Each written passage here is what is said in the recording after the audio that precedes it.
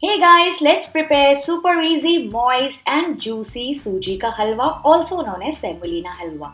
Let's begin. So here I've taken equal measurements, that is half a cup of clarified butter or ghee, half a cup of Sooji or Semolina and half a cup of sugar. So first up in a pan, I'm going to heat up just a tablespoon of ghee or clarified butter. And to this I'm going to fry a few dry nuts. So in goes some cashews and almonds. Fry these just for a minute over low medium flame. Just make sure they don't turn dark.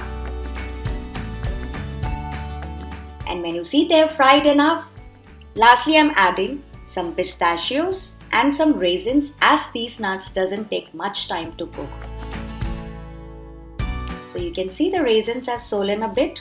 At this stage, close the flame and keep it aside. And in the same pan, add the remaining ghee from the half a cup of ghee. And I'm also adding half a cup of fine semolina or Suji. This is very easily available in the market. And guys, if you don't have fine semolina, you can simply grind the thick variety. So keep roasting it further for about 7 to 8 minutes.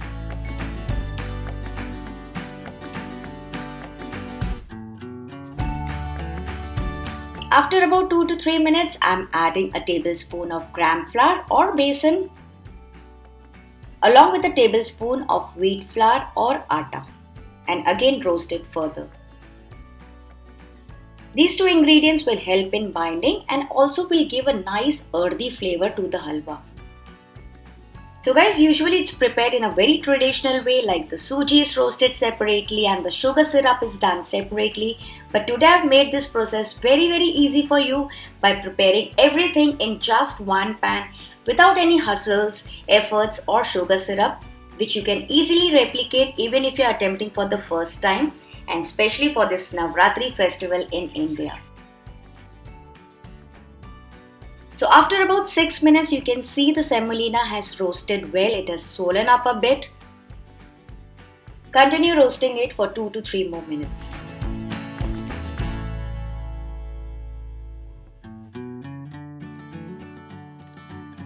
So now it's fully roasted. It's been almost 10 minutes. You will come to know.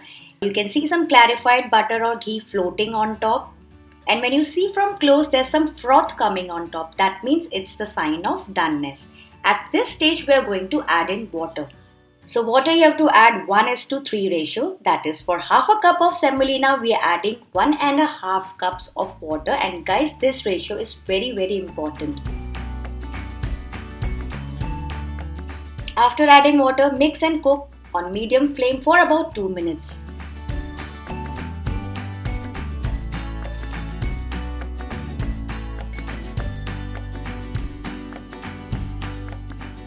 And when you see the most of the water has taken up by the semolina, I'm adding half a cup of sugar and again mix it further for 2 more minutes.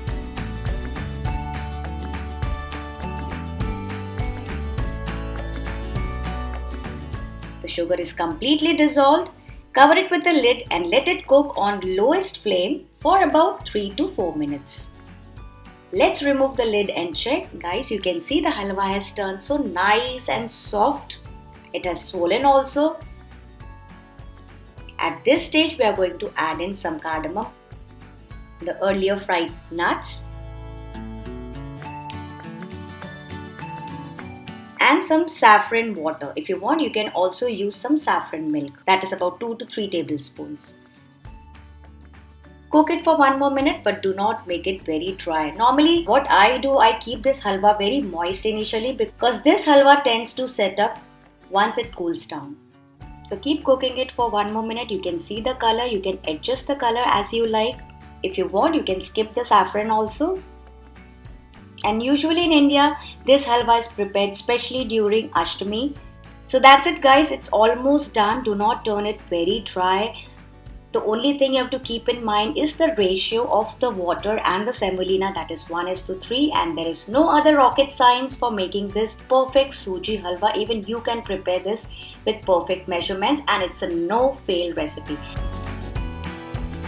So guys, do try this very easy peasy recipe and let me know how it turned out for you. And also let me know your thoughts in the comment section below.